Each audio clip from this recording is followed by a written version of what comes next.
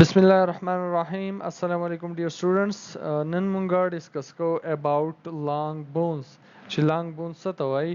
چونکې دا په بوک کې سپریټ ټاپک نه دی خو په بوک کې ډیفرنٹ ټرمز یوز شوي دي. فار ایگزامپل ډایفایسز یوز شوی دی، growth plates یوز شوي دي، epiphysis داسې ټرمز په بوک کې یوز شوي دي. نو د هغه ټرمز د انډرسټینډینګ لپاره به مونږه د لانګ بون په باره کې ډسکشن وکړو. نو دغه ټرمز به دي مونږ ته کلیر شي.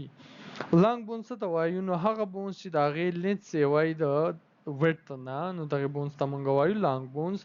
لکه دا د دې بون ویډث دی او دا یې لینث دی.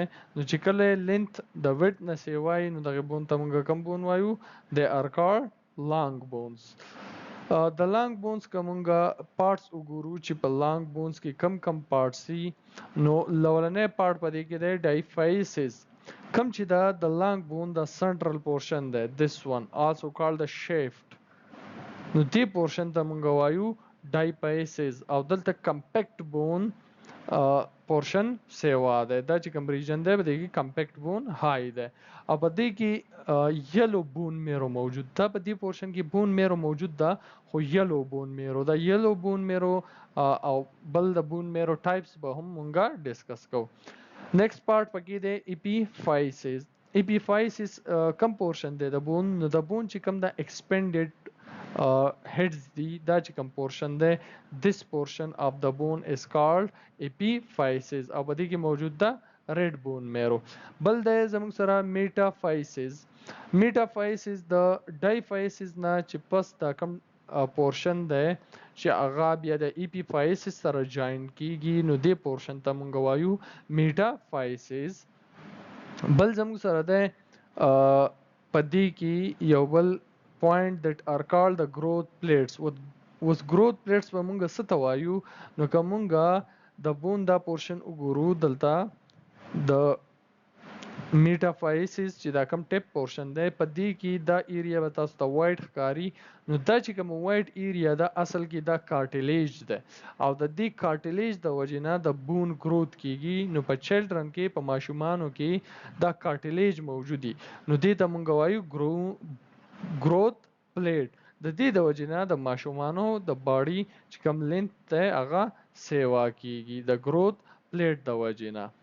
لکه کم بونز لانګ بونز زموږ سره کېدای شي اپر لمبس کې چې کم بونز دي، په لاسونو کې، لوور لمبس کې، په خپو کې چې کم لمبس دي، نو دې ته مونږ وایو لانګ بون. ډایګرام کې هم تاسو کتلی شئ د دې بون چې دا کم ټیپس دي یا ایکسپینډډ پورشنز دي په هیډ باندې، دې ته مونږ وایو ایپیفایسز. بیا چې د دې بون کم دا سنټرل پورشن دی this portion, this is called diaphysis.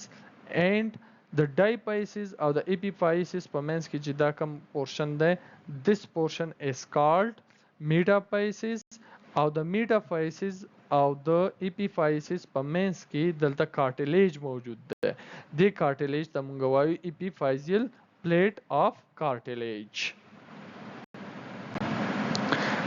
دا د چلډرن د نی ایکس ری ده. تاسو کتلی شئ په دې کې چې دا کم پورشن دی د امټي پورشن چې ښکاري this one, this portion is called the growth plate. او دلته کارټیلیج موجود دی زموږ سره. ها بون میرو ډسکس کوو چې بون میرو څه ته وایو. نو په بون کې دننه سافت یا سپونجي ټیشوز دي چې هغې ته مونږ وایو بون میرو. او په دې بون میرو کو سټیم سیلز موجود دي او دا سټیم سیلز څه کار دی چې دی با د بلډ سیلز پروډکشن کوي. نو کله چې مونږه د سکیلټن فنکشنز ډسکس کول په هغې کې مونږ ویلو چې دا د بلډ سیلز د پروډکشن لپاره هم ریسپانسیبل دي. بیا د بون میرو دوه ټایپس دي، یو ته مونږ وایو ریډ بون میرو، بل ته وایو یلو بون میرو. ریډ بون میرو به څه ته وایو؟ په کم ریجن کې به دا موجودي؟ نو د بون چې کم دا سپونجي ریجن دی، دا هیډ ریجن دی، په دې کې سپونجي لایک انټرنل چې کوم سټرکچر دی د سپونج په شانتي دی.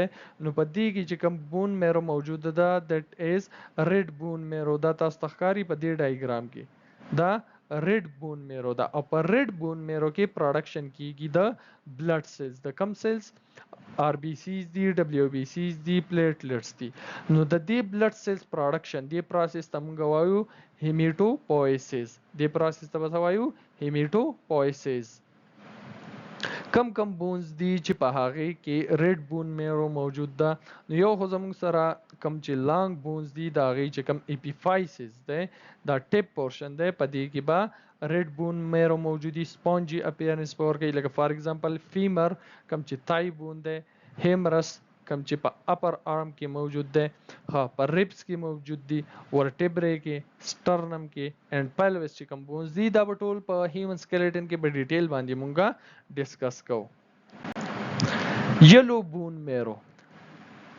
دې ته وګورئ د ډایګرام ته دا چې کوم پورشن دی دا د ریډ بون میرو دی او سپونجي اپیرنس ورکوي د دې نه ښکته چې دا د بون کم پورشن دی نو دا جست empty space ته چې دغه empty space ته مونږ وایو medullary cavity او په دې کې چې کوم بون میرو موجود دی هغه yellowish in color دی نو ځکه ورته وایو yellow bone marrow او په دې کې mostly fat موجود دي اوس fat د څه پرپس د پاره موجود دي چې دا انرژي سټوریج دی زموږ د باډي د پاره کله چې د فود ډیفیشنسي راشي د خوراک ډیفیشنسي راشي نو کوم چې زموږ په باډي کې سٹور فیټ دی هغه بریک ډاون کیږي او زموږ باډي لا انرژي ورګي خو په دې یلو بون میرو کې سټیم سیلز هم موجود دي چې کله زموږ وجود ته د بلډ سیوا ضرورتي نو دا واپس ریډ بون میرو ته کنورټ شي او د بلډ سیل پروډکشن شروع کی ریډ بون میرو ډسکشن مونږ وکړو خبره وکړه چې دا په کوم ریجن کې موجود دی نو چې کوم چې شیفټ دی ډایفایسس دی